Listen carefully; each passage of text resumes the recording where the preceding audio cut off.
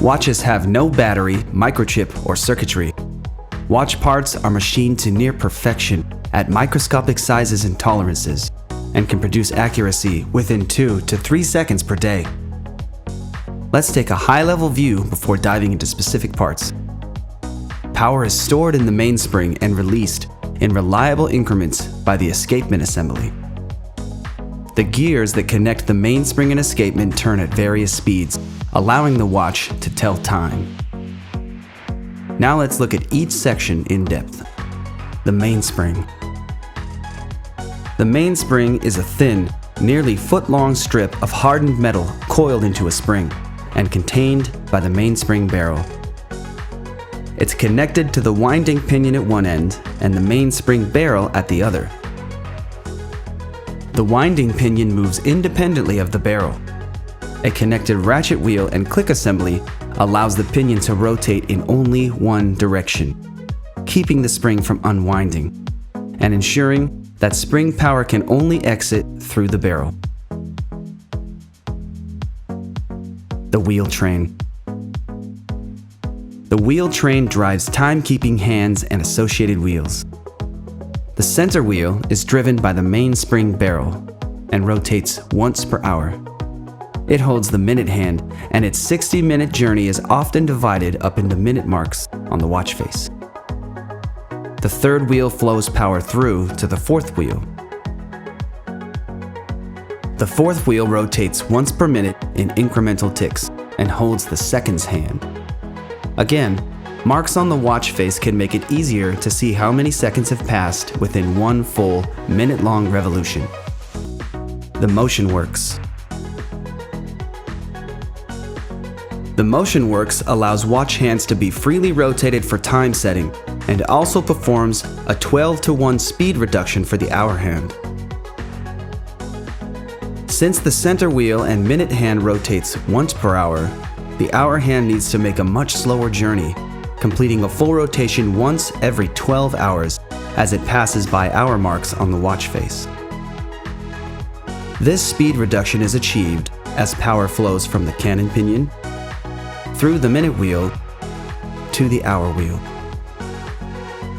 The cannon pinion and hour wheel are press-fit to the pinions that support them. This means that with enough force, they can be moved for time setting without disturbing the rigid underlying wheel train that otherwise drives them.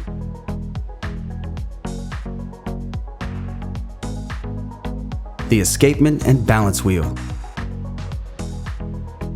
The balance wheel swings in a precise rhythm, knocking the pallet fork back and forth, allowing the escape wheel to move, which releases mainspring power in small, metered increments. The balance wheel. The balance wheel is the most fragile part of the watch. It's supported by a shock-absorbent mounting system, complete with a jewel bearing and capstone, which protects sensitive parts from impact. For example, if the watch is dropped. The balance wheel is partly driven by the hairspring. The escapement. The pallet fork and escape wheel form the escapement. A clever exchange of power happens here that forms the heart of mechanical watch operation. Driven by the hairspring, the balance wheel impulse pin bumps into one side of the pallet fork, releasing the opposing pallet jewel from its locked position against an escape wheel tooth. Just as the pallet jewel slips free, the specially shaped escape wheel tooth delivers a little impulse of power from the mainspring through the pallet fork, which in turn pushes the impulse pin, launching the balance wheel into another swing. And so the process repeats as long as the watch has mainspring power.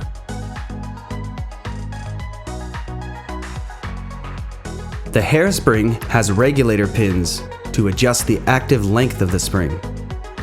This alters the balance wheel swing rate, and as such, the speed of the entire watch. This is what is meant by regulating a watch that keeps time too fast or too slow. The characteristic watch ticking sound is made by pallet jewels as they catch escape wheel teeth.